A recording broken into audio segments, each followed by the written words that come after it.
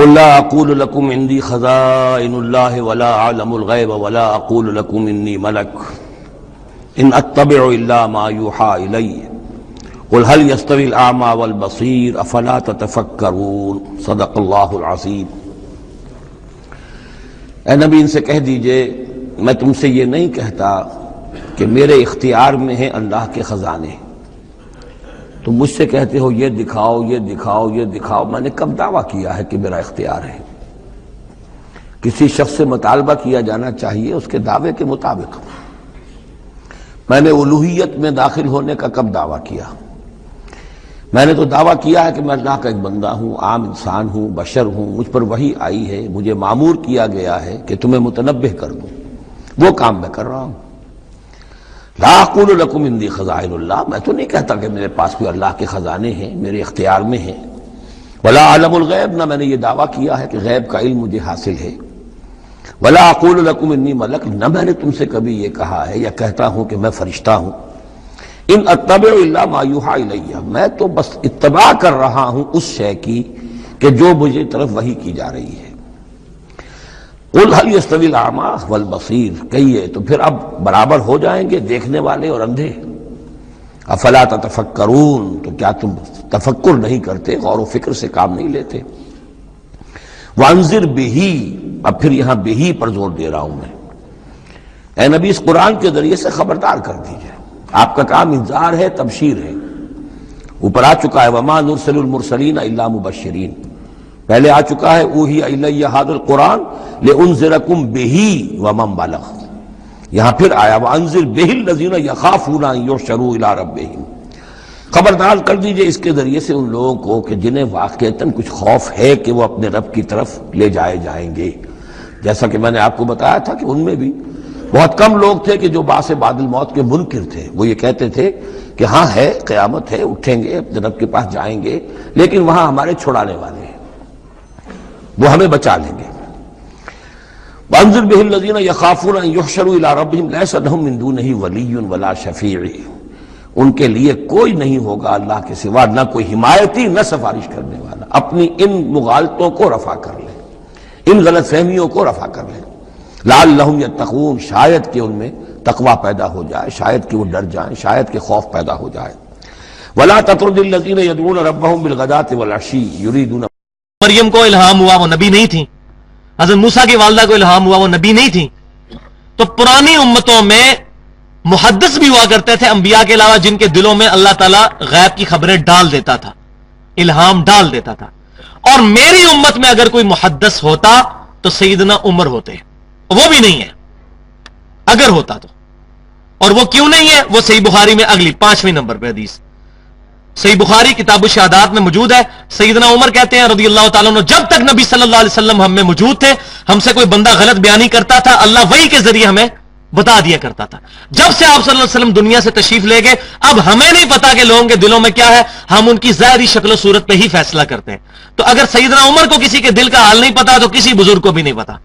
لہذا وہ جو حدیث ہے سنن بہقی میں یا ساریۃ الجبل والی روایت، وہ اصول محدثین پہ اس کی تمام اسناد ضعیف ہیں، کہ حضرت عمر نے 600 میل دور دیکھ لیا ساریہ نامی ایک جرنیل کو اور اس کو کہا کہ پہاڑ کی طرف متوجہ ہو، وہ حدیث ضعیف ہے، وہ درائتن بھی غلط ہے، کیونکہ صحیح بخاری میں موجود ہے، حضرت عمر کہتے ہیں ہمیں پتہ ہی کچھ نہیں ہے۔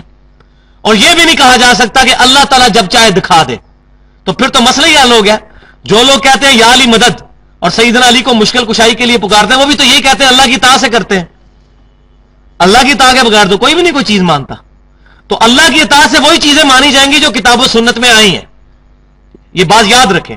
خالی یہ چھوٹا فارمولہ لگا کے ہر حرام چیز کو حلال نہیں کر لیا جائے گا، ہر شرکیہ چیز کو توحید پر نہیں لایا جائے گا، اس میں بڑی زیادہ احتیاط کی ضرورت ہے۔ لہذا ختم نبوت کا صحیح عقیدہ یہ ہے کہ نبی صلی اللہ علیہ وسلم کے بعد کوئی کشف، کوئی الہام، کوئی غیبی خبر نہیں۔ بلکہ میں چیلنج کرتا ہوں، جو شخص کہتا ہے کہ کوئی بندہ دلوں کے حال جان لیتا ہے، میں اپنے میکینیکل انجینئرنگ کے فارمولہ لکھا ہوا اس کے سامنے رکھتا ہوں، مجھے دیکھ کے لکھا ہوا پڑھ کے سنا دے، اور دل کے حال جانتا ہے نا۔ اس میں کچھ لیٹن زبان کے الفاظ ہوں گے، کچھ فرینچ لینگویج کے ہوں گے، کچھ انگلش کے ہوں گے، وہ پرچے پہ لکھا ہوا میرا مشین ڈیزائن کے یا میکینیکل انجینئرنگ کے فارمولے لکھے ہوئے پڑھ کے ذرا کو بتا دے، دل کے حال جان لیتا ہے۔ جب اتنا بڑا کام کر لیتا ہے تو ورکے سے نہیں وہ غیب کا علم حاصل کر سکتا، پڑھ کے سنائے، چیلنج ہے، کوئی بھی نہیں سنا سکتا۔ وہ دل والا کیا اسیسمنٹ ہے نوجوان کا چہرہ لٹکا ہوا ہے تو یا اس کی شادی نہیں ہو رہی ہوگی یا نوکری نہیں مل رہی ہوگی یا سپلی آئی ہوگی. وہ لگا دیں گے لگ گیا تیر تو نہ لگا تو تکا. ہم کہتے ہیں بزرگوں نے یہ بتا دیا تو بزرگوں نے وہ بتا دیا. لہذا شیخ ذکریہ کاندلوی نے جو اپنی کتاب فضائل اعمال میں جو رائیونڈ سے چھپتی ہے کتب خانہ فیضی، اس کے 484 نمبر صفحے کے اوپر جو عقیدہ لکھا ہے کہ شیخ قرطبی کے پاس ایک شخص آتا تھا جو لوگوں کو بتا دیا کرتا تھا کہ کون جنت میں ہے اور کون دوزخ میں، اس کو کشف ہو جاتا تھا. یہ عقیدہ ختم نبوت کے خلاف ہے. انہیں پتا ہے کہ نبی صلی اللہ علیہ وسلم عالم الغیب نہیں ہے، ہر چیز کا علم نہیں ہے. انہیں پتا ہے کہ قرآن میں جگہ جگہ ہے انما انا بشر مثلکم، میں تمہاری طرح کا انسان ہوں انسان، مگر پھر بھی کہتے ہیں نبی بشر نہیں ہے. کیوں؟ اس لیے کہ اگر ہم نے کہہ دیا نبی بشر ہیں تو نور نہیں ہے، تو اب تک جو لوگوں کو بیوقوف بناتے رہے ہیں اور پیسے آتے رہے ہیں اور ہدیے اور نذرانے آتے رہے ہیں، جلسوں میں واہ واہ ہوتی رہی ہے، وہ ساری واہ واہ ختم. حالانکہ دو ٹوک لفظوں میں قرآن میں لکھا ہے انما انا بشر مثلکم، تمہاری طرح کا انسان ہوں، فرشتہ نہیں ہوں، نور نہیں ہوں. آج بھی ایسے ملیں گے آپ کو مولوی صاف لفظوں میں انکار کر دیتے ہیں. علم اور قدرت کے لحاظ سے ہر جگہ کون موجود ہے؟ اللہ کی ذات. مگر نبی کو کیا کہتے ہیں؟ حاضر ناظر. اور جگہ جگہ اللہ نے قرآن میں بتایا کہ اختیارات صرف کس کے ہاتھ میں ہیں؟ میرے ہاتھ میں. مگر کیا کہتے ہیں؟ نبی بھی مختار کل. اب یہ کوئی اتنی پیچیدہ باتیں نہیں ہیں، بالکل دو ٹوک لفظوں میں. وَلَوْ كُنْتُ أَعْلَمُ الْغَيْبَ لَوْ كُنْتُ أَعْلَمُ الْغَيْبَ لَاسْتَكْثَرْتُ مِنَ الْخَيْرِ. قرآن میں آتا ہے اے نبی ان سے کہہ دو اگر میں غیب کی باتیں جانتا، یعنی ساری باتیں جانتا، آئندہ ہونے والے کل کے بارے مجھے پتا ہوتا تو ما مسنی السوء، مجھے کبھی نقصان نہ ہوتا، ہمیشہ فائدے میں جاتا میں. لیکن مجھے نقصان بھی ہو جاتا ہے. یہ اس کی علامت ہے کہ مجھے آئندہ آنے والے کل کا علم نہیں ہوتا. واضح ہے. مگر جو مولوی یہ قرآن کا ترجمہ پڑھتا ہے وہ ہی لوگوں کو بتا رہا ہوتا ہے کہ نبی کو ہر چیز کا علم ہے، جو ہو چکا اس کا بھی، جو ہونے والا ہے اس کا بھی. اب وہ لوگوں کو تو مطمئن کر دیتا ہے مگر اس کا ضمیر مطمئن نہیں ہوتا. تو ایسے بدبخت لوگ جو سب کچھ جانتے بوجھتے ہوئے لوگوں کو گمراہ کر رہے ہیں، اللہ فرماتے ہیں یہ وہ لوگ ہیں جن پر اللہ کا غضب اور قہر نازل ہوگا قیامت کے دن. تو اے اللہ ہمیں ان قہر زدہ علماء کی اتباع سے بچنے کی توفیق عطا فرما، ان لوگوں کے پیچھے نہ چلا ہمیں. یہ ہمیں دعا سکھائی جا رہی ہے. اس کے سب سے پہلے مصداق کون ہے؟ یہودی. اور ہمارے دور میں اس کے مصداق کون ہیں؟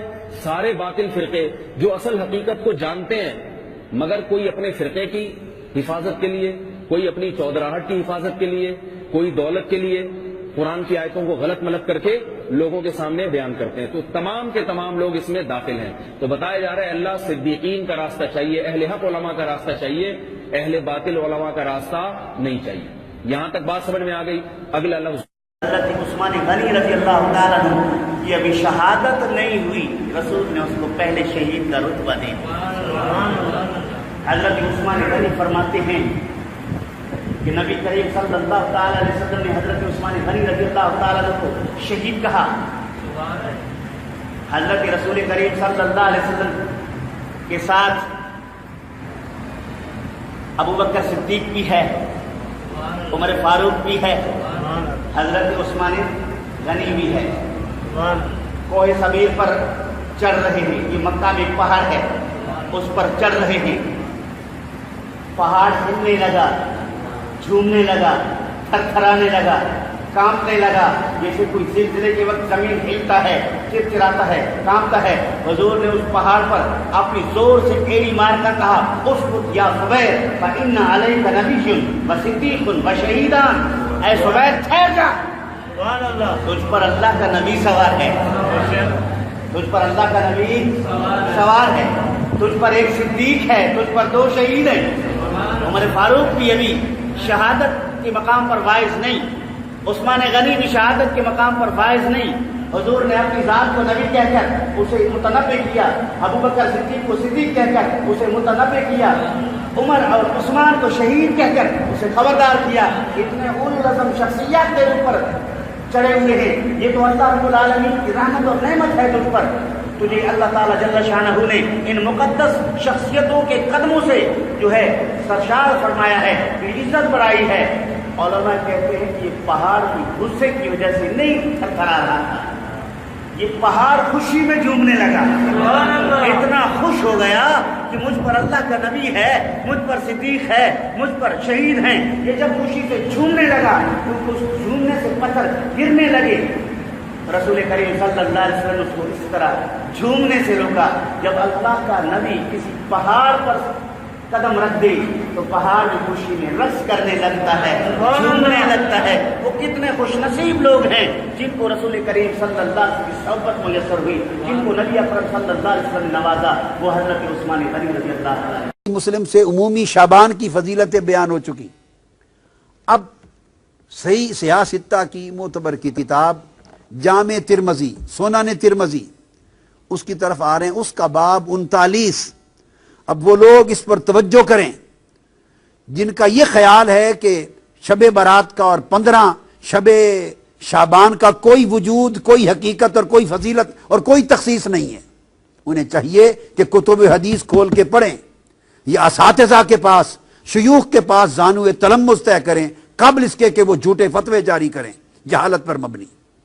باب 39 امام ترمذی نے باب قائم کیا ہے، باب ما جاء فی لیلۃ النصف من شعبان، 15ویں شب شعبان کی فضیلت میں باب قائم کیا امام ترمذی نے، اور عنوان ہی یہ شب نصف شعبان قائم کیا اس عنوان کے ساتھ۔ اور آگے پھر امام ترمذی نے حدیث نقل کی ہے، جس حدیث کی راوی پھر ام المومنین حضرت عائشہ صدیقہ رضی اللہ تعالی عنہا ہیں، اور ان سے روایت کیا ہے حضرت عروہ نے، عن عروۃ عن عائشہ رضی اللہ تعالی عنہا قالت فقدت رسول اللہ صلی اللہ علیہ وآلہ وسلم لیلۃ فخرجت فاذا هو بالبقیع۔ اب یہاں دو باتیں ثابت ہوں گی۔ ام المومنین عائشہ صدیقہ رضی اللہ تعالی عنہا فرماتی ہیں اس 15 شعبان کی رات تھی جسے ہم شب برات کہتے ہیں، یہ 15 نصف شعبان کی رات تھی۔ میں نے اچانک رات کو دیکھا کہ آقا علیہ الصلوۃ والسلام اپنے بستر مبارک پہ آرام فرما نہیں تھے۔ جب میں نے دیکھا کہ بستر پہ آرام فرما نہیں ہیں تو میں فوراً گھر سے نکل پڑی آپ کی تلاش میں۔ جب تلاش میں نکلی تو فیضا ہوا بالبقیع، میں نے آقا علیہ السلام کو جنت البقیع یعنی بقیع کے قبرستان میں پایا۔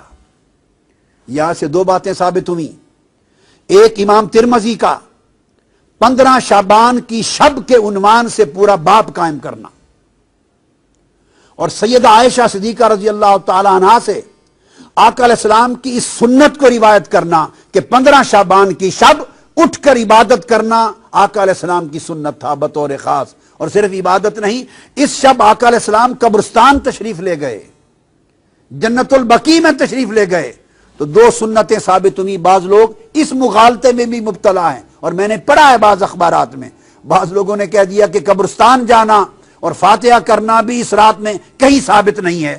تو دیکھیے یہ سنن ترمذی کے باب سے ثابت ہے، آقا علیہ السلام کی سنت سے ثابت ہے کہ عائشہ صدیقہ رضی اللہ تعالی عنہا نے آپ کو جنت البقیع میں پایا، اور جب آپ ان کے پاس پہنچی تو آقا علیہ السلام نے فرمایا اکنت تخافین ان یحیف اللہ علیک ورسولہ، اے عائشہ صدیقہ رضی اللہ تعالیٰ عنہ دوڑتی دوڑتی مجھے تلاش کرنے کے لیے آئی ہو، تمہارا کیا خیال ہے اللہ اور اللہ کا رسول تمہاری حق تلفی کرے گا؟ اب یہاں ایک بڑا لطیف نکتہ ہے، ان کو ایک گمان گزرا تھا جس کو آگے بیان کرتی ہیں، قلت یا رسول اللہ انی ظننت انک اتیت بعد نسائک، یا رسول اللہ صلی اللہ علیہ وسلم مجھے خیال گزرا، گمان گزرا کہ شاید آپ کسی اور زوجہ مطہرہ کے حجرے میں تشریف لے گئے ہوں۔ یعنی وہ رات باری کے اعتبار سے ام المومنین عائشہ صدیقہ کی تھی، اور ایک بتقاضا بشریت جب اٹھی نصف شب رات کو 15 شعبان کو تو دیکھا آقا تشریف فرما نہیں ہے، ایسے بتقاضا بشری خیال آیا کہ کہیں آقا علیہ السلام کسی اور زوجہ مطہرہ کے ہاں تشریف نہ لے گئے ہوں۔ اب آقا علیہ السلام ان کے ذہن میں اس مخفی خیال کو جان گئے، یہ اس نبی کی بصیرت ہے، یہ اس نبی کا علم ہے، نبی کا کشف ہے، نبی کی نگاہ ہے کہ وہ کس خیال کے پیش نظر وہ تلاش کر رہی ہیں۔ تو آپ نے فرمایا ایک تو جان گئے، دوسرا فرمایا کیا تیرا خیال ہے کہ اللہ اور اللہ کا رسول وہ تمہاری حق تلفی کریں گے؟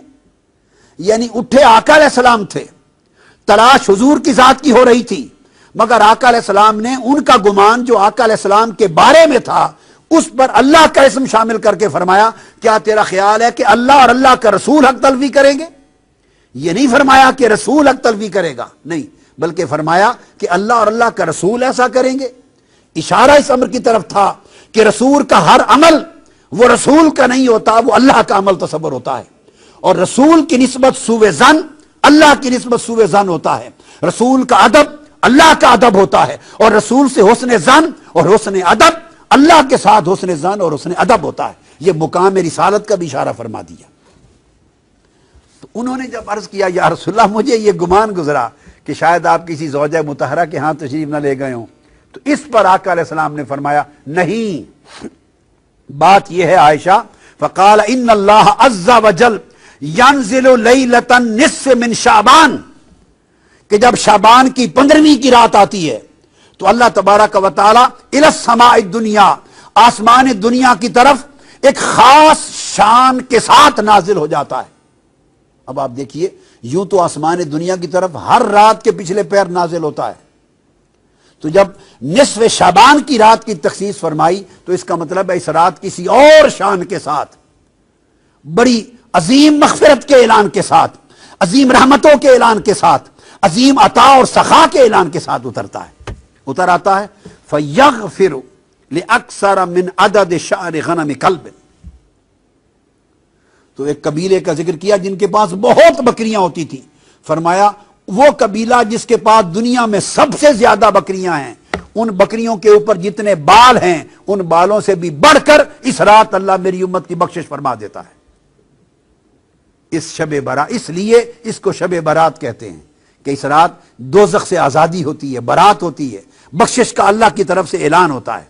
और इसके बाद इमाम तिरमिज़ी रिवायत करते हैं, वफिल बाब यान अबी बकर सिद्दीक, इसी बाब में इसी मौजू पर यह हदीस सैयदना अबू बकर सिद्दीक रज़ी अल्लाह तआला अन्हु ने भी रिवायत की है। तो 15 शाबान की रात की अहमियत हुजूर की सुन्नत से साबित हुई, सैयदना सिद्दीक अकबर की रिवायत से साबित हुई, और उम्मुल मोमिनीन हजरत आयशा सिद्दीका रज़ी अल्लाह तआला अन्हा की रिवायत से, जिसे इमाम तिरमिज़ी ने मुस्तकिल बाब कायम करके बयान किया। अब आप देखिए कौन कौन से आइम्मा हदीस थे जिन्होंने शबे बारात 15 शबे शाबान के बाब कायम नहीं किए। कितने ताज्जुब की बात है। ऐसा नहीं है कि हजारों लाखों हदीस के जखीरे में कोई एक आध हदीस छुपी पड़ी है और किसी की निगाह से नहीं गुजरी। कुतुब हदीस में सियासता में अबवाब कायम है निस्फ़ शाबान की शब पर, और अबवाब कायम हो और फिर कहा जाए कि इसकी कोई तज़किरा नहीं है, कोई वजूद नहीं है, इस पर ताज्जुब होगा। अब इस वक्त मेरे सामने सुनन इब्न माजा है, यह भी सियासता की किताब है। सुनन इब्न माजा, इसका बाब सुन लीजिए, बाब मा जा फी लैलतिन निस्फ़ मिन शाबान, 15वीं शाबान की रात के बारे में बयान। यह इमाम इब्न माजा ने रिवायत किया, और यह रिवायत करते हैं सैयदना अली इब्न अबी तालिब रज़ी अल्लाह तआला अन्हु से। अब वो रावी हैं, सैयदना मौला अली मुर्तज़ा रिवायत करते हैं, क़ाल क़ाल रसूलुल्लाह सल्लल्लाहु अलैहि वसल्लम इज़ा कान लैलतुन निस्फ़ मिन शाबान। आका अब वहां हुज़ूर अलैहि सलाम की सुन्नत का बयान था कि उठकर 15 शाबान की शब को इबादत करना और बतौर खास बकी में कब्रिस्तान में जाकर मरहूमीन की बख्शिश के लिए भी दुआ करना और अपनी बार अल्लाह के हुजूर अपनी इल्तिजाएं भी करना और आखिरत को भी याद करना। ये एक सुन्नत थी। इसी सुन्नत के तहत इस शब मुसलमानों की भारी अक्सरियत कब्रिस्तान जाके फातिहा खानी करते और अपनी आखिरत और मौत को याद करते हैं। यह आका अलैहिस्सलाम की सुन्नत है। अब इसके बाद सैयदना मौला अली अल मुर्तज़ा अन अली इब्न अबी तालिब रज़ी अल्लाह तआला अन्हु, आका अलैहिस्सलाम ने फरमाया कि जब शाबान की 15वीं रात आती है तो आका फरमाया फ़क़ूमू लैलहा वसूमू नहारहा। जब 15वीं शाबान की शब आए, शब बारात, तो लोगों उस रात क़याम किया करो, नवाफिल पढ़ा करो, इबादत किया करो, और उसके दिन को यानी 15वीं शाबान के दिन को रोजा रखा करो। क्यों? फिर आका अलैहिस्सलाम ने सबब बयान किया, फरमाया फ़इन्नल्लाह यंज़िलु फ़ीहा लिग़ुरूबि शम्स इला समाइद दुनिया। अब फर्क यह है, हर रात और 15वीं शाबान की रात में फर्क यह है, हर रात اللہ تعالیٰ نصف شب کے بعد جب آخری حصہ رات کا 1/3 رہ جاتا ہے تو آخر شب اپنا نزول اجلال فرماتا ہے، نزول رحمت فرماتا ہے، اور اس وقت آسمان دنیا پہ آ کے بندوں کی بخشش کے لیے ندا فرماتا ہے۔ یہ آخر شب ہے۔ اور 15 شعبان کی رات کی خصوصیت یہ ہے، آقا نے فرمایا ینزل فیہا لغروب الشمس الی سماء الدنیا، کہ ادھر سورج غروب ہوتا ہے 14ویں شعبان کا، تو غروب آفتاب کے ساتھ ہی اللہ تعالیٰ آسمان دنیا پر اپنی شان قدرت کے ساتھ نزول اجلال فرماتا ہے، اور طلوع فجر تک اللہ تعالیٰ انسانوں کے قریب آسمان دنیا پر آ کر لوگوں کی بخشش و مغفرت کا سامان فرماتے رہتے ہیں۔ فیقول، اور اللہ پاک فرماتا ہے الا من مستغفر لی فاغفر لہ۔ 15 شعبان کی شب اللہ پاک غروب آفتاب کے بعد سے اعلان فرمانا شروع کرتے ہیں، ہے کوئی مجھ سے استغفار کرنے والا، گناہوں کی معافی مانگنے والا، سو میں اس کو معاف کر دوں۔ الا مسترزق فارزقہ، ہے کوئی مجھ سے رزق طلب کرنے والا، سو میں اس کے رزق میں وسعت عطا کر دوں۔ الا مبتلا فاعافیہ، ہے کوئی مصائب و آلام میں مبتلا شخص مجھ سے مانگے سو میں اس کو عافیت عطا کر دوں۔ الا قضا الا قضا، ہے کوئی ایسا شخص، ہے کوئی ایسا شخص، یہ کہہ کے اللہ پاک اعلان فرماتا رہتا ہے اور اپنی عطا اور سخا کے دامن کو پھیلاتا رہتا ہے حتیٰ یطلع الفجر، حتیٰ کہ فجر طلوع ہو جاتی۔ یہ امام ابن ماجہ نے باب قائم کیا۔ جب ایک امام حدیث کا ایک بات سن لیں، صرف ایک حدیث وارد نہیں کرتا، اس پر باب قائم کرتا ہے، اور باب قائم کر کے کئی حدیثیں اس کے تابع لاتا ہے، تو اس سے ایک بات اسٹیبلشڈ ہے جس میں کوئی شک نہیں کہ یہ اس نے محض اپنی کتاب حدیث میں ایک باب قائم نہیں کیا، بلکہ یہ ان امام ابن ماجہ کا عقیدہ تھا، یہ امام نسائی کا عقیدہ تھا، امام ترمذی کا عقیدہ تھا، یہ ائمہ حدیث کے عقائد میں شامل تھا۔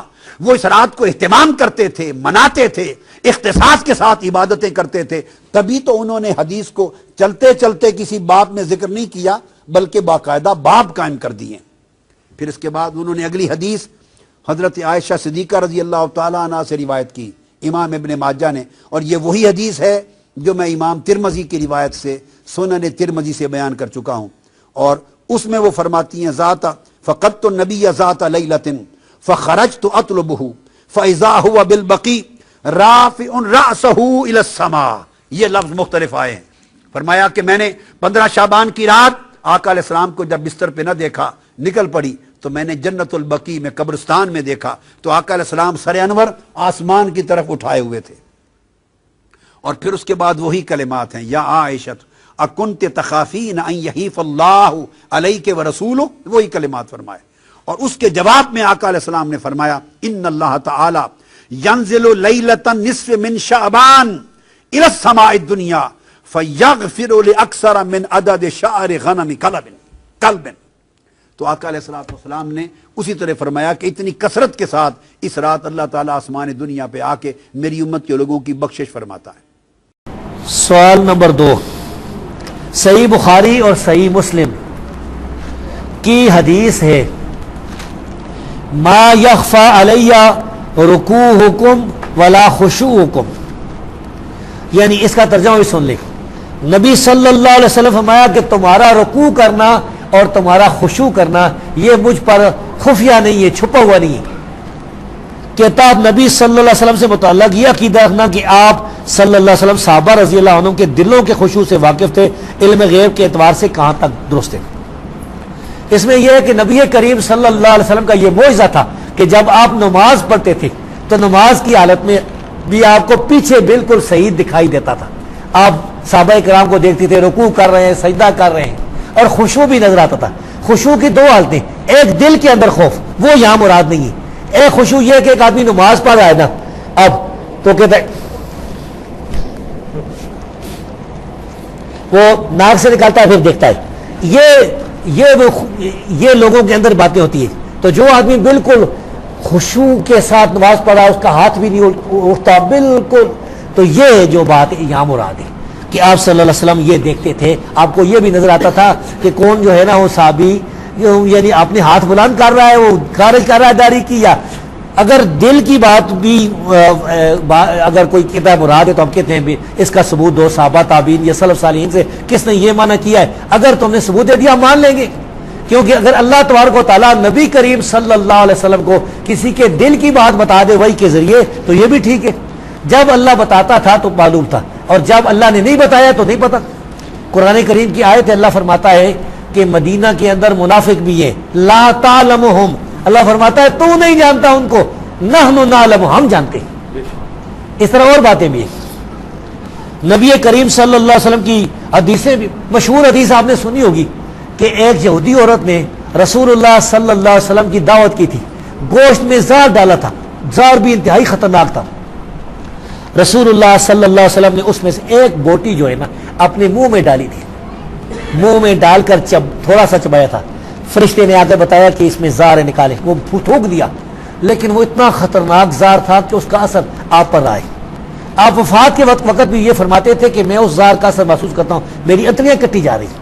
اور ایک صحابی بشر بن برا بن معذور رضی اللہ تعالیٰ عنہ وہ شہید ہو گئے تھے, اور پھر ابو داؤد شریف کی حدیث ہے اس عورت کو قتل کیا گیا تھا. تو اگر آپ یہ جانتے تو وہ ادھر سے اس کو روک دیتے نا. 20واں سوال دیکھ, اتا تعتقدون ان علم النبی صلی اللہ علیہ وسلم, یہ 20واں سوال یہ ہے, حفظ الامان تھانوی کی ایمان عبارت پر ہے کہ کیا تمہارا یہ عقیدہ ہے کہ رسول اکرم صلی اللہ علیہ وسلم کا علم زید, عمر, بکر, حتیٰ کہ مجنون, حتیٰ کہ جانوروں کے برابر ہے؟ کیا تمہارا یہ عقیدہ ہے, یا تمہارے کسی بزرگ حضرت تھانوی نے حفظ الایمان میں یہ لکھا ہے؟ جواب سنیں. یہ بڑی دلچسپ بات ہے. حفظ ایمان میں حضرت نے 3 مسئلے لکھے ہیں. نمبر 1, قبر پر سجدہ تعظیمی حرام ہے. نمبر 2, قبر کا طواف حرام ہے. نمبر 3, حضور پاک کو عالم الغیب کہنا حرام اور ناجائز ہے. اب عالم الغیب کہنا کیوں ناجائز ہے؟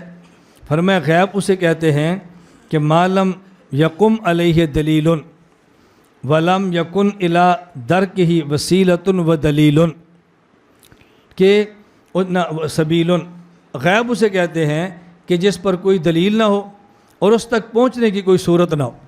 جب آپ اس تک پہنچ گئے اب وہ غیب نہ رہا بلکہ وہ حاضر ہو گیا, وہ تو شاہد ہو گیا, مشہود ہو گیا, وہ تھوڑا غیب رہا.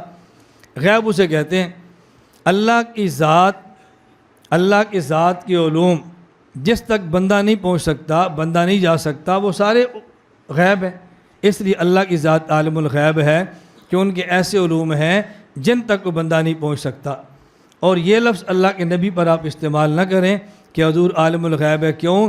اس لیے کہ علم غیب یہ خاص خداوندی ہے. جب نبی پر استعمال کرو گے تو شرک کا شبہ ہو جائے گا, اس لیے اس کو استعمال نہیں کرنا چاہیے. دیکھو شرک نہیں فرمایا, شرک کا شبہ فرمایا. یہ شرک نہیں کہا, شرک کا شبہ کیوں فرمایا؟ اس لیے حضرت فرماتے ہیں کہ تم تعویل کرتے ہو کہ ہمارے ہاں عالم الغیب کا معنی یہ ہے کہ بہت ساری باتیں ایسی ہیں جس کا بندے کو پتہ نہیں, عام کو, لیکن حضور کو پتہ ہے, لہذا حضور عالم الغیب ہے. کوئی بندہ علم الغیب کہے, ہم فوراً فتویٰ شرک کا لگاتے ہیں نا, اور تھانوی کیا فرما رہے ہیں؟ شبہ شرک ہے. میں اس لیے کہتا ہوں اکابر سے بڑھ کے فتوے نہ ٹھونکو, جتنی بات اکابر فرماتے ہیں اتنی بات کہو, اسے آگے نہ نکلو. مجھے پرسوں ایک ساتھی نے پشاور سے فون کیا, 2-4 فقہ کی عبارتیں اس نے پڑھی, فلاں فلاں نے لکھا ہے کہ جو اللہ کے علاوہ کسی اور علم الغیب کا قائل و مشرک ہے, اور علامہ محدث کشمیری فرماتے ہیں بریلوی مشرک نہیں ہے. تو پھر علامہ کی عبارتوں ان کے خلاف ہو گئی. وہ سمجھتا ہے کہ میں نے 4 فقہ کی زبانی عبارتیں پڑھ دی ہیں نا, یہ مجھ سے متاثر ہوگا کہ بہت بڑا مولوی ہے, اس کو بڑے حوالے آتے ہیں. میں نے کہا بھی علم الغیب کا عقیدہ تو شرک ہے, لیکن حضرت تھانوی کو مشرک کیوں, حضرت کشمیری مشرک کیوں نہیں کہہ رہے؟ حضرت کشمیری کا ذہن یہ ہوگا کہ جس علم الغیب کا اعتقاد شرک ہے اس علم الغیب کی یہ قائل نہیں ہے, اس لیے نہیں کہتے ہوں گے. اس لیے علامہ کشمیری کی عبارت فقہا کے خلاف نہیں ہے. بہت جلدی عبارتیں لڑایا نہ کرو, تطبیق کی صورت پیدا کیا کرو. اب حضرت تھانوی فرماتے ہیں اس میں علم الغیب اگر نبی پر ثابت کریں گے تو پھر شرک کا شبہ ہے, اور فرماتے ہیں یہ نہ کرو. کیوں نہ کرو؟ آپ کہتے ہیں ہم حضور کو عالم الغیب اس تعویل اور اس معنی سے کہتے ہیں کہ بہت ساری باتیں ایسی ہیں کہ جو اللہ کے نبی صلی اللہ علیہ وسلم کو معلوم ہیں اور عام آدمی کو معلوم نہیں. پھر میں اگر یہ تعویل کر کے حضور کو عالم الغیب کہنا ہے تو یہ تعویل کر کے کوئی بندہ کہہ دے گا میرا باپ میرا خالق ہے, کیوں؟ میرے یہاں خالق کا معنی یہ ہے کہ جس کی وجہ سے میں پیدا ہوں، باپ کی وجہ لہٰذا میں خالق ہوں. میرے یہاں خالق کا معنی یہ ہے. طویل کر لی. ایک بندہ کہے گا میں جس فیکٹری میں کام کرتا ہوں نا، فیکٹری کا مالک میرا رازق ہے. کیوں؟ میرے یہاں رازق کا معنی جو کام لے اور تنخواہ دے، لہذا وہ رازق ہے. یہ تعویل کر کے آپ عالم الغیب حضور کے لیے ثابت کریں گے تو تعویلیں کر کے اللہ کی ساری صفات ہی مخلوق پر چسپاں ہو جائے گی. پھر اللہ کا کمال کیا رہ جائے گا بتاؤ؟ بات سمجھ آ گئی؟ نمبر 2 فرمایا دوسری بات، تھانوی کی کتنی دقیق بات فرمائی. فرمایا دوسری بات، اگر جس تعویل سے تم اللہ کے نبی کو عالم الغیب کہتے ہو، اسی تعویل سے ایک بندہ کہے گا اللہ عالم الغیب ہی نہیں ہے، وہ اللہ سے نفی کر دے گا. کیوں؟ وہ کہتا ہے میرے یہاں عالم الغیب اسے کہتے ہیں کہ جس کو بہت ساری ایسی باتوں کا پتہ ہو جس کا دوسروں کو پتہ نہ ہو. لیکن عالم الغیب کا معنی یہ نہیں ہے سب کو پتہ ہو، لہذا میں اللہ کا عالم الغیب نہیں کہتا کیونکہ اس کو سب کا پتہ ہے. پھر کیا کرو گے؟ تعویل سے اگر حضور کے لیے ثابت ہو رہا ہے، اللہ سے انکار بھی ہو جائے گا. سمجھ آ گئی دلیل؟ بھائی نہیں سمجھ آئی پھر میں کہوں؟ جی بولو نا. حضرت فرماتے ہیں کہ تم کہتے ہو جی ہم حضور کو عالم الغیب کیوں کہتے ہیں؟ ہمارے یہاں عالم الغیب کا معنی یہ ہے کہ ان کے پاس اتنے علوم ہیں جو عام بندے کے پاس نہیں. اس کا معنی یہ نہیں ساری غیب کی چیزیں. فرمایا جس تعویل سے تم نے حضور کو عالم الغیب کہا ہے، کوئی بندہ یہی تعویل کرے گا اور کہے گا اللہ عالم الغیب نہیں ہے، حضور عالم الغیب ہے. کیوں؟ عالم الغیب کا معنی کیا کیا؟ بہت ساری چیزیں غیب کی جس کا پتہ ہے اور بندے کو نہیں. اللہ کو بہت ساری کا نہیں، سب کا پتہ ہے.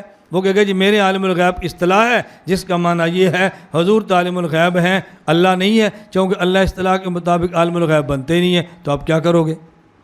یہ تم نے کون سا کمال کیا کہ تعویل کر کے عالم الغیب کہہ دیا. آگے تیسری بات سمجھو، یہ میں ان سب کا خلاصہ پیش کر رہا ہوں. تیسری بات فرمایا اگر تم تعویل کر کے عالم الغیب کہتے ہو، میرا سوال یہ ہے آپ نے اللہ کے نبی کو عالم الغیب کہا، کیوں کہا؟ یا اس وجہ سے جمیع ما کانا و ما یکون، جو علوم تھے اور جو ہوں گے، ہر قسم کے تمام علوم اللہ کے نبی کے پاس ہیں. اگر معنی یہ ہے اس پر دلیل پیش کرو، اور اس کی دلیل تمہارے پاس موجود نہیں ہے. اور اگر اس کا معنی یہ نہیں ہے، اس کا معنی یہ ہے حضور پاک کو بہت ساری ایسی چیزوں کا پتہ ہے جس کا ہمیں نہیں پتہ، ہم اس وجہ سے عالم الغیب کہتے ہیں. اگر پہلی وجہ ہے اس کے پر تمہارے پاس دلیل نہیں ہے، اور اگر دوسری وجہ ہے یہ حضور کا کمال نہیں ہے. یہ حضور پاک کا کمال کیوں نہیں ہے؟ ایک بات کا مجھے پتہ ہے جس کا ان کو نہیں پتہ، ایک کا ان کو پتہ ہے جس کا مجھے نہیں پتہ، تو کمال کون سا ہوا؟ یعنی اللہ کے نبی صلی اللہ علیہ وسلم کو بعض ایسی باتوں کو پتہ ہے جس کا ہمیں نہیں پتہ. کئی حضور کا کمال کون سا ہے؟ ایک بات کا زید کو پتہ ہے بکر کو نہیں پتہ، بکر کو پتہ ہے زید کو نہیں پتہ. حتیٰ کہ ایک بات کا ایک پاگل کو پتہ ہوتا ہے اور عقل مند کو پتہ نہیں ہوتا. یہ کون سا کمال ہے؟ اور ایک بات کا جانور کو پتہ ہوتا ہے، انسان کو پتہ نہیں ہوتا. یہ کمال کون سا ہے؟ دیکھیں چیونٹی کو پتہ چلتا ہے نا گھی کہاں پڑا ہوا ہے، ہمیں نہیں پتہ چلتا. ہدہد زمین پر ہو پتہ چلتا ہے یہاں پانی ہے کہ نہیں، ہمیں پتہ نہیں چلتا. ککڑی کو مرغی کو پتہ ہے میں نے انڈا کہاں دینا ہے، ہمیں نہیں پتہ اس نے انڈا کہاں دیا ہے، پتہ ہے یا نہیں، تو کیا ہم سے افضل ہوگی؟ فرمایا حضور کا کون سا کمال ہے؟ میں اس لیے کہہ رہا ہوں کہ عالم الغیب اللہ کے نبی کو نہ کہو. اگر عالم الغیب بایمانہ کہ جمیع ما کان ما یکون کا علم تھا، اس کی تمہارے پاس دلیل نہیں ہے.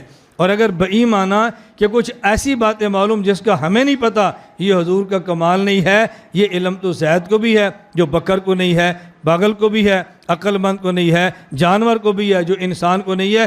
بعض ایسی باتیں جو دوسروں کو معلوم نہ ہو، یہ کمال نہیں.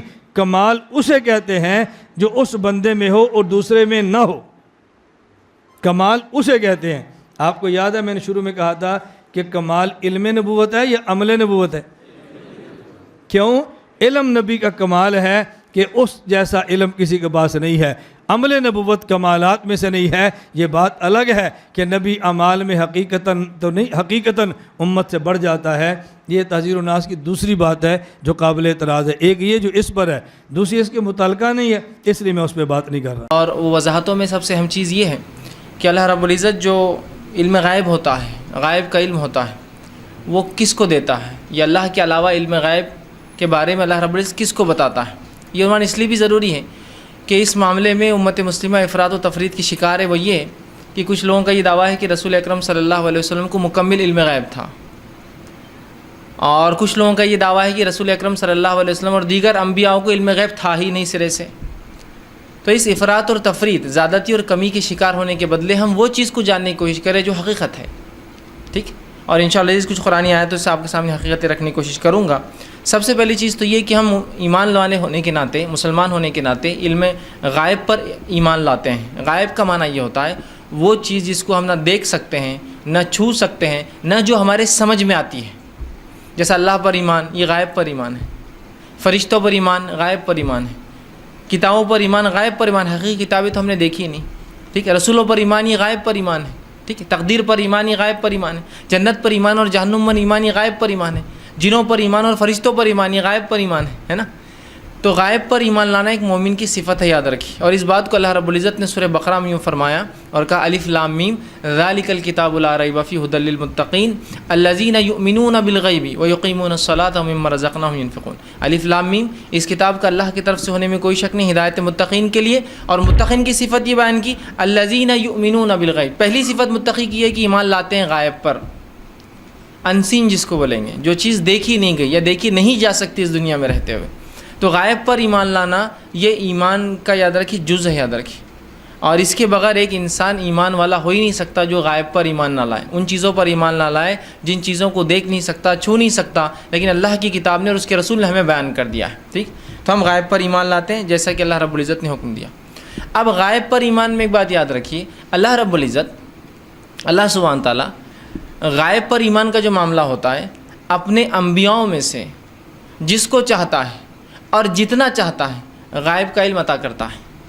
اللہ سبحانہ تعالیٰ اپنے نبیوں اور رسولوں میں سے، دیکھیے میری بات پہ غور کیجیے، صرف انبیاء اور رسول، اس کے علاوہ غائب کا علم کسی کو نہیں ہوتا ہے، کسی کو نہیں، نہ اللہ کے فرشتوں کو نہ دیگر مخلوقات کو، ٹھیک؟ تو اللہ رب العزت اپنے نبیوں اور رسولوں میں سے جس کو چاہتا ہے اور جتنا چاہتا غائب کا علم دیتا ہے، لیکن اللہ رب العزت مکمل علم غیب کسی کو بھی نہیں دیتا۔ یہ اس کی اپنی ملکیت، اس کی اپنی ذات ہے، یاد رکھیے، ٹھیک؟ مکمل علم غیب کسی کو نہیں ہوتا۔ تو اگر نبی اکرم صلی اللہ علیہ وسلم چونکہ آخری نبی تھے اور ہم ان کے امتی ہیں، تو رسول اکرم صلی اللہ علیہ وسلم کو بھی علم غیب تھا اتنا جتنا اللہ رب العزت نے آپ کو عطا فرمایا تھا، یاد رکھیے، یہ بات اہم ہے۔ مطلب جو انکار کرتے وہ بھی غلط ہے، آپ کو تھا کتنا جتنا اللہ نے دیا تھا۔ اور جو لوگ یہ تھے مکمل علم غیب تھا نبی اکرم صلی اللہ علیہ وسلم، مکمل سے مطلب ہر چیز کا، تو یاد رکھیے یہ عقیدہ درست نہیں ہے۔ اس لیے کہ اگر کوئی یہ کہے کہ نبی اکرم صلی اللہ علیہ وسلم کو بین و عن ہر چیز کا علم غیب تھا، تو پھر رسول اکرم صلی اللہ علیہ وسلم کی زندگی کچھ ایسے واقعات آتے ہیں جن کو دیکھ کر لگتا ہے کہ پھر تو یہاں رسول اکرم صلی اللہ علیہ وسلم سے نعوذ باللہ کچھ غلطی ہوئی۔ جیسے کہ آپ صلی اللہ علیہ وسلم کو یہودن نے دعوت دی، آپ نے اس کی دعوت کو قبول کیا، آپ کے ساتھ اور دو صحابہ کھانے کے لیے گئے، رسول اکرم صلی اللہ علیہ وسلم ایک لقمہ چبایا، ان صحابہ نے کھا لیا، ٹھیک ہے؟ اس کے بعد پتہ چلا کہ وحی ہوئی، وہی اتری اور آپ کو بتایا گیا کہ اس کھانے میں اس یہودن نے کیا ملایا ہے؟ زہر۔ آپ نے لقمہ چبایا تھا، تھوک دیا، لیکن دو صحابہ نے کھا لیا تھا، دونوں شہید ہو گئے۔ تو اگر رسول اکرم صلی اللہ علیہ وسلم مکمل علم غیب تھا تو نعوذ باللہ ان دو صحابہ کی موت کے ذمہ دار تو رسول اللہ صلی اللہ علیہ وسلم ہوئے، اس لیے کہ آپ کو پتہ تھا اس میں زہر اور آپ نے کھانے کیسا دیا پھر اپنے صحابہ کو؟ آپ سمجھ رہے بات کو؟ آپ کو بتایا گیا، آپ چبا چکے تھے، اور آپ صلی اللہ علیہ وسلم نے آپ کی وفات کے وقت یہ جملے دہرا اور کہا کہ جو آج میری تکلیف ہے، جو آپ کا جو مرض جو وجہ بنی آپ کے انتقال کی، وہ وجہ وہ زہری تھا۔ تو آپ اپنے انتقال سے پہلے فرمایا تھا وہ جو یہودن کا زہر ہے عائشہ آج مجھ پر اثر کر رہا ہے۔ مطلب وہ ایک نوالا چبانا بھی اتنا اثر انداز تھا کہ رسول اکرم صلی اللہ علیہ وسلم جب وفات ہوئی تو آپ نے فرمایا عائشہ جو میری تکلیف ہے یہ اس یہودن کا زہر آج اثر کر رہا ہے۔ ان صحابہ پہ تو فوراً کر چکا تھا وہ، چونکہ وہ کھا چکے تھے نوالا، اور آپ نے صرف چبایا تھا، مطلب کتنا خطرناک زہر تھا وہ، ہے نا؟ تو اگر آپ کو علم غیب ہوتا تو کیا آپ دو صحابہ کو اپنے اتنے جن سے آپ سب سے زیادہ محبت کریں، رسول اکرم صلی اللہ علیہ وسلم انسانوں میں صحابہ سب سے زیادہ محبت کرتے تھے، ہے نا؟ کیا ان کو کھانے دیتے؟ نہیں نا۔ دوسرا واقعہ آتا ہے کہ آپ صلی اللہ علیہ وسلم کے پاس کچھ لوگ آئے اور کہ اللہ کے رسول ہمیں کچھ لوگ بھیجیے جو ہمیں علم سکھائے دین کا۔ آپ نے 70 70 उन सहाबा को जो सहाबा हाफिज़ कुरान थे और दीन का चोटी का इल्म रखते, 70 सहाबा को भेजा कि जाके इनको कुरान का इल्म सिखाओ, लेकिन वो लोग दगाबाज थे। ये चाल थी, जब वो 70 सहाबा निकले रास्ते में उन्होंने घेराव किया और सबको क़त्ल कर दिया सिवाय 2 के, जिसमें से एक ज़ख्मों की वजह से इंतकाल कर गए और सिर्फ एक बचे। तो क्या नऊज़ बिल्लाह रसूल अकरम सल्लल्लाहु अलैहि वसल्लम उन 70 सहाबा को जो कि खुर्रा थे, दीन का इल्म रखते थे, खामोखा लोगों को दुश्मन के हवाले कर देते? इस तरह अगर आपको इल्म गायब होता तो आप कह देते तुम तो चालबाजी से आए हो, तुम तो मुनाफिक हो, तुम धोखा देने वाले हो। ठीक है, तो अम्बिया अलैहिस्सलातु वस्सलाम को इल्म गायब होता है उतना जितना उनका रब उन्हें अता फरमाता है, लेकिन अम्बिया अलैहिस्सलातु वस्सलाम के अलावा किसी को भी इल्म गैब नहीं होता, याद रखिए। चाहे वो इंसान फिर मर्तबे में कितना ऊंचा हो, चाहे सहाबी हो, ताबईन हो, तबे ताबईन हो, इमाम हो, मुहद्दिस हो, मुफस्सिर हो, कोई भी हो, याद रखिए। और ये तमाम ही अल्लाह के औलिया है, याद रखिए, अल्लाह के दोस्त है ये तमाम। चूँकि विलायत में सबसे ऊँची विलायत अम्बियाओं की होती है, सबसे ऊँचे अल्लाह के वली अम्बिया होते हैं, अम्बियाओं के बाद सहाबा होते हैं, सहाबा के बाद ताबईन होते हैं। तो जब इनको नहीं हो सकता है सहाबा और ताबईन को, तो दीगर इंसानों को तो इल्म गैब हो ही नहीं सकता है। ठीक है, अब अल्लाह अपने नबियों को इल्म गैब जो देता है उसके ताल्लुक़ से खुद अल्लाह रब्बुल इज़्ज़त ने कुरान में यूँ बयान किया, सूरह नंबर 72 सूरह जिन आयत नंबर जो है इसकी 26 और 27 में अल्लाह ने फरमाया, आलिमुल गैबी फ़ला यज़हिरु अला गैबी अहदा। अल्लाह आलिमुल गैब है, गैब का इल्म रखता है और अपने इल्म गैब में से वो किसी को उस इल्म का इजहार नहीं करता है। लेकिन आगे फरमाया, इल्ला मन इर्तज़ा मिनर रसूलिन फ़इन्नहु यस्लुकु मिन बैनि यदैहि व मिन खल्फ़िहि रसदा।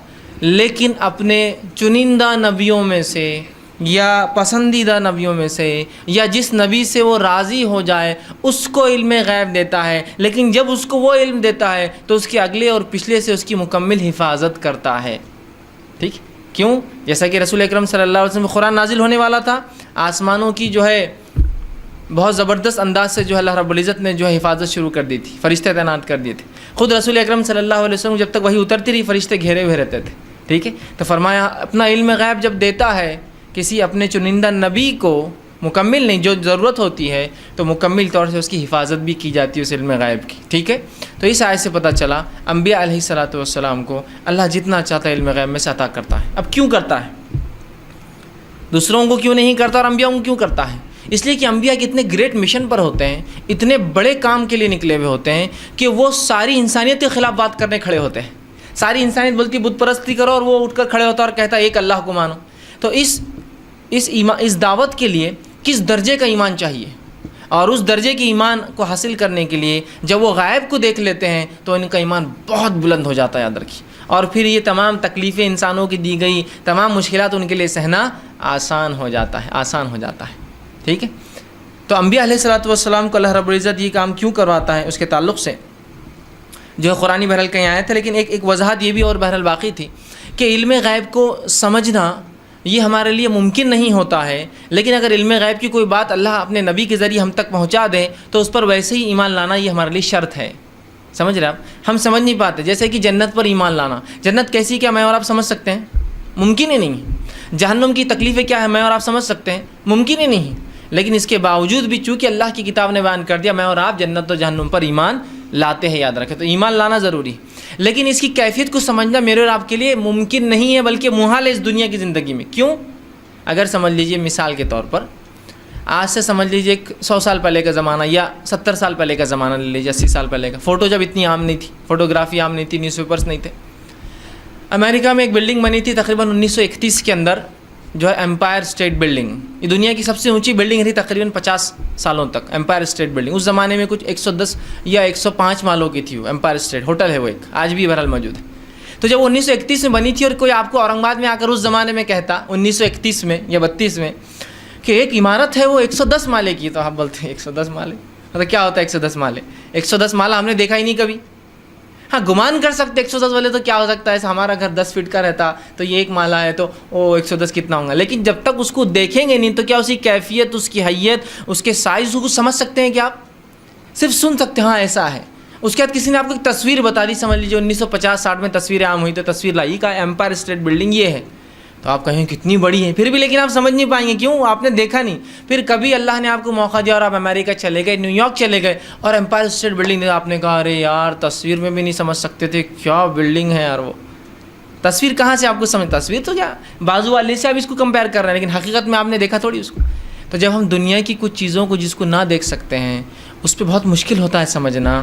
تو غائب ایک ایسی چیز ہے جس کے تعلق سے آپ صلی اللہ علیہ وسلم فرماتے ہیں غائب ایسی چیز ہے، جیسے جنت اور جہنم کے بارے میں کہا، نہ کسی آنکھ نے دیکھا، نہ کسی کان نے سنا، نہ کوئی دماغ کبھی سمجھ پائیں گا اس کو وہ کیا ہے، اتنی اعلیٰ چیز ہے، اور جہنم اتنی خطرناک چیز ہے، سمجھ رہے آپ؟ یہ غائب ہے، لیکن غائب پر ایمان لانا ہمارے لیے ضروری اور شرط ہے، لیکن ہم اس کو سمجھ نہیں سکتے۔ اس کے بارے میں اللہ رب العزت نے سورہ بقرہ سورہ نمبر 2 آیت نمبر 154 میں کہا اور فرمایا وَلَا تَقُولُوا لِمَن يُقْتَلُ فِي سَبِيلِ اللَّهِ أَمْوَاتٌ، اللہ کی راہ میں جو لوگ شہید ہوئے ہیں انہیں مردہ مت کہو، انہیں مردہ مت کہو، لیکن آگے سنیے بل احیاء ولکن لا تشعرون، وہ تو اللہ کے پاس زندہ ہے لیکن تم کو اس کا شعور نہیں ہو کیسے زندہ ہے۔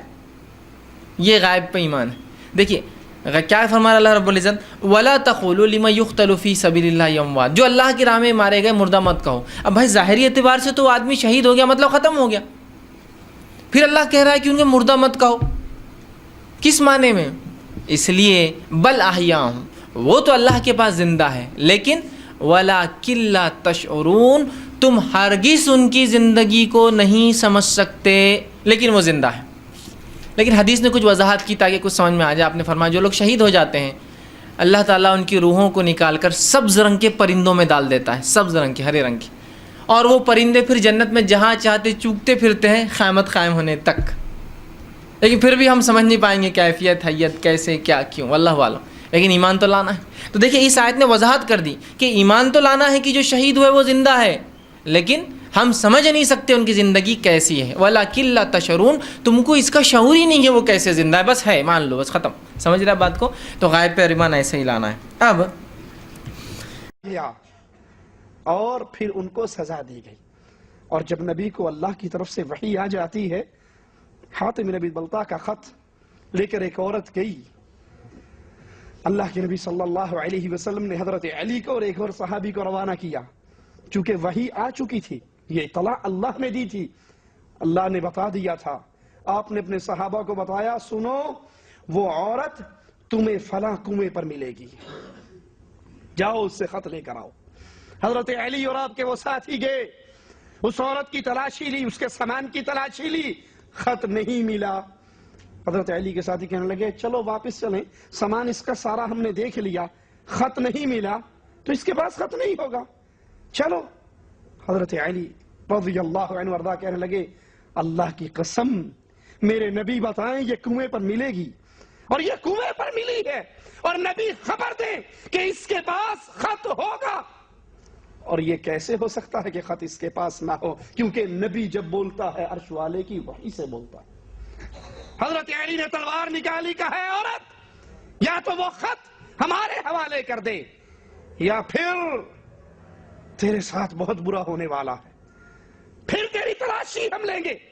اس عورت نے کہا اپنا منہ پرے کرو، انہوں نے منہ موڑا، اس نے اپنے چٹیا کو کھولا اور بالوں میں گوندا ہوا اس خط کو نکال کر ان کے حوالے کر دیا۔ نبی کو جب اللہ وحی کر کے بتا دے پتہ لگ جاتا ہے، اور جب نہ پتا ہو نہ وحی آئے، آپ نے 8 افراد کو چرواہے کے پاس بھیجا ان کے علاج کے لیے، جب وہ شفا یاب ہو گئے اسی کو قتل کیا اور اونٹوں کو بھگا کر لے گئے۔ جنگ بدر کے موقع پر 2 نوجوان رسول اللہ صلی اللہ علیہ وسلم کے پاس آئے اور دونوں کا دعویٰ تھا یا رسول اللہ صلی اللہ علیہ وسلم ابو جہل کو میں نے قتل کیا ہے، دوسرا کہہ رہا تھا یا رسول اللہ صلی اللہ علیہ وسلم ابو جہل کو میں نے قتل کیا ہے۔ اللہ کے نبی صلی اللہ علیہ وسلم عالم الغیب ہوتے تو کہتے مجھے پتا ہے کس نے مارا ہے، مجھے سارا پتا ہے، میں عالم الغیب بھی ہوں، میں حاضر ناظر بھی ہوں، جب وہ قتل ہو رہا تھا وہاں میں موجود تھا، میں دیکھ رہا تھا کون مر رہا ہے کون مار رہا ہے۔ آپ نے یہ نہیں کہا، پوچھا کیا تم دونوں نے تلواریں صاف کر دی؟ اگر تم دونوں نے مارا ہے تو لازمی بات ہے تلواروں پہ خون بھی لگا ہوگا، تم نے تلواریں صاف کر دی یا تلواریں ابھی باقی ہیں، ابھی صاف نہیں ہوئی؟ دونوں کہنے لگے نہیں یا رسول اللہ صلی اللہ علیہ وسلم، ہم نے تلواریں صاف نہیں کی، آپ نے اپنی تلواریں لے کر آؤ۔ آپ نے دیکھا دونوں نوجوانوں کی تلواروں پہ خون لگا ہوا تھا۔ آپ فرمانے لگے تم دونوں نے اس کو مارا ہے، تم دونوں نے اس کو مارا ہے۔ کب کہا؟ جب ان کی تلواروں پہ لگے ہوئے خون کو دیکھا، اور خون دیکھنے کے بعد آپ نے فرمایا تم دونوں نے ابو جہل کو قتل کیا ہے۔ بخاری و مسلم میں ہے رسول اللہ صلی اللہ علیہ وسلم غزوہ خندق سے واپس آئے، ہتھیار رکھ دیے، غسل کر لیا۔ جب آپ نے غسل فرما لیا تو جبرائیل علیہ السلام آپ کے پاس آئے اور اپنے سر سے غبار جھاڑ رہے تھے۔ انہوں نے کہا یا رسول اللہ صلی اللہ علیہ وسلم، آپ نے تو ہتھیار رکھ دیے، اللہ کی قسم ہم فرشتوں نے ابھی تک ہتھیار نہیں اتارے، آپ کو ان پر فوج کشی کرنی ہے۔ اللہ کے حبیب علیہ السلام پوچھتے ہیں جبرائیل سے کن پر فوج کشی کرنی ہے؟ جبرائیل نے کہا ان پر فوج کشی کرنی ہے، اور نبی علیہ السلام پوچھ رہے ہیں جبرائیل کن پر فوج کشی کرنی ہے؟ تو پھر جبرائیل نے یہودیوں کے قبیلے بنو قریظہ کی طرف اشارہ کرتے ہوئے کہا کہ ان پر فوج کشی کرنی ہے، اور آپ نے پھر اپنے صحابہ کو حکم جاری کیا کہ چلو چلو یہودیوں کی بستی کی طرف۔ اب سوچئے اللہ کے نبی صلی اللہ علیہ وسلم عالم الغیب ہوتے تو خندق کے اس مارکے سے واپس آنے کے بعد ہتھیار کیوں اتارتے؟ ابھی اگلا مارکہ بھی ساتھ ہی تھا نا، اور پھر جبریل سے کیوں پوچھتے کہ کن پر فوج کشی کرنی ہے؟ جنگ بدر کے دن رسول اللہ صلی اللہ علیہ وسلم نے فرمایا کون دیکھ کر آئے گا ابو جہل کے ساتھ کیا ہوا؟ اللہ کے نبی اپنے صحابہ سے کہہ رہے ہیں کون دیکھ کر آئے گا ابو جہل کا کیا بنا؟ جاؤ لاشوں کو دیکھو، زندوں اور مردوں اور قیدیوں کو دیکھو، ابو جہل کے ساتھ کیا ہوا؟ نبی پوچھ رہے ہیں۔ عبداللہ ابن مسعود رضی اللہ عنہ وارضہ کہتے ہیں یا رسول اللہ صلی اللہ علیہ وسلم یہ خدمت میرے ذمہ لگائیے، میں پتہ کر کے آتا ہوں ابو جہل کے ساتھ کیا ہوا۔ اور اگر نبی عالم الغیب ہوتے تو آپ کو صحابہ کو یہ کہنے کی ضرورت پیش نہ آتی کہ جاؤ دیکھ کر آؤ ابو جہل کے ساتھ کیا ہوا۔ بخاری و مسلم میں ہے اللہ کے نبی علیہ السلام حضرت میمونہ کے گھر داخل ہوئے، انہوں نے بھونی ہوئی گوہ آپ کے سامنے آپ کی خدمت میں پیش کی، آپ نے گوہ کی طرف ہاتھ بڑھایا، اتنے میں وہاں موجود عورتوں میں سے کسی نے کہا تم رسول اللہ صلی اللہ علیہ وسلم کو بتا کیوں نہیں دیتی کہ یہ جو بھنا ہوا گوشت آپ کے سامنے پیش ہوا ہے یہ گوہ کا گوشت ہے؟ تم نبی کو بتا کیوں نہیں دیتی؟ اور نبی یہ آواز سننے کے بعد اپنا ہاتھ گوہ سے دور کر لیتے ہیں، اس گوشت سے ہٹا لیتے ہیں۔ خالد ابن ولید رضی اللہ عنہ وارضہ موجود ہیں، پوچھتے ہیں اے اللہ کے حبیب علیہ السلام کیا گوہ حرام ہے؟ تو آپ فرماتے ہیں نہیں حرام نہیں ہے، حلال ہے، میرا جی نہیں چاہتا۔ اپنا ہاتھ ہٹا لیا، اس سے پہلے اللہ کے نبی علیہ السلام اپنے ہاتھ کو اس گوشت کی طرف بڑھا چکے ہیں ایک عورت کی آواز سننے کے بعد، اور وہ عورت کیا کہتی ہے تم نبی کو بتا کیوں نہیں دیتی؟ کیا کریں گے ان حدیثوں کا؟ یہ دعویٰ کتنا خطرناک ہے اور نبی کی زندگی کے کتنے واقعات سے ٹکرا رہا ہے، اور اس دعوے کو پاش پاش کر رہے ہیں یہ واقعات، یہ نبی کی زندگی کے قصے کہ یہ دعویٰ کرنے والا جھوٹا ہے اپنے دعوے میں کہ محمد کو علم غیب تھا صلی اللہ علیہ وسلم۔ علم غیب صرف اللہ کی صفت ہے، وہ عالم الغیب ہے۔ اس کے بعد اللہ کے انبیاء اللہ کی وحی کے محتاج ہوا کرتے ہیں۔ بخاری و مسلم میں ہے رسول اللہ صلی اللہ علیہ وسلم کے پاس ایک شخص آیا جس کو بہت بھوک لگی ہوئی تھی، آپ نے اپنے اس مہمان کو اپنی ازواج کی طرف بھیجا، اپنے گھر کی طرف بھیجا کہ جاؤ میرے مہمان کو میرے گھر لے جاؤ، اس کو کھانا کھلا کر لاؤ۔ ازواج مطہرات کی طرف سے جواب آیا یا رسول اللہ صلی اللہ علیہ وسلم ہمارے گھروں میں سوائے پانی کے کچھ بھی نہیں ہے۔ سوچئے جس کو پتا ہو میرے گھر میں کھانے کے لیے کچھ نہیں وہ اپنے مہمان کو بھیجا کرتا ہے۔ نبی کی زوجات نے جواب دیا یا رسول اللہ صلی اللہ علیہ وسلم ہمارے گھر میں سوائے پانی کے کچھ بھی نہیں ہے، کھانا نہیں ہے۔ تو اللہ کے نبی علیہ السلام پھر اپنے صحابہ سے پوچھتے ہیں کون ہے جو محمد کے مہمان کو کھانا کھلائے گا صلی اللہ علیہ وسلم۔ ایک انصاری صحابی نے کہا یا رسول اللہ صلی اللہ علیہ وسلم آپ کے مہمان کو میں اپنے گھر لے جاؤں گا اور کھانا کھلاؤں گا۔ یہ صحابی نبی کے مہمان کو لے کر چلے، اپنے گھر پہنچے، بیوی سے پوچھا کھانا ہے؟ کہا اتنا ہی کھانا ہے کہ بچے پیٹ بھر سکتے ہیں، میرے اور تیرے لیے بھی نہیں ہے، صرف بچوں کے لیے ہے۔ نبی کے بعد مقام صحابیت ہے عزت میں، اللہ کی قسم کائنات بھر کے سارے پیر اور فقیر اکٹھے ہو جائیں، محمد کے کسی صحابی کے برابر ان کا مقام۔ تم تو پیروں اور فقیروں کے بارے میں کہتے ہو، پیر صاحب بغداد بیٹھے ہوتے تھے اور مرید مدینے بیٹھا ہوتا تھا، اپنا علم وہیں سینہ بسینہ ٹرانسفر کر دیا کرتے تھے۔ نبی کے بعد شان ہے صحابیت کی، پوری کائنات کے پیر و فقیر محمد کے ایک صحابی کے برابر نہیں ہو سکتے۔ اس صحابی کو بھی علم غیب، وگرنہ انہیں پہلے ہی پتا ہوتا بچوں کا کھانا ہے۔ آ کر بیگم سے کہتے ہیں بیوی بچوں کو تو بہلا پھسلا کے سلا دو اور کھانا مہمان کے پاس لے کر آ جانا۔ چراغ کا زمانہ تھا، چراغ ٹھیک کرنے کے بہانے اٹھنا اور چراغ بجھا دینا۔ ہم خالی ہاتھ بڑھاتے رہیں گے، منہ چلاتے رہیں گے، مہمان سمجھے گا کہ ہم بھی کھا رہے ہیں اور اس کا پیٹ بھر جائے گا۔ ہم بھوکے سو جائیں گے لیکن محمد کے مہمان کو بھوکا نہیں رہنے دیں گے صلی اللہ علیہ وسلم۔ یہ ماجرا کیا، صبح فجر کی نماز اللہ کے نبی صلی اللہ علیہ وسلم کے پاس پڑھی۔ آسمان والا اس سارے قصے کی وحی کر کے نبی کو پہلے بتا چکا تھا، اور اللہ کے نبی فرماتے ہیں اے میرے ساتھی، تو نے میرے مہمان کے ساتھ جو سلوک کیا ہے، تیرا اللہ تیرے اس عمل سے بڑا راضی ہوا۔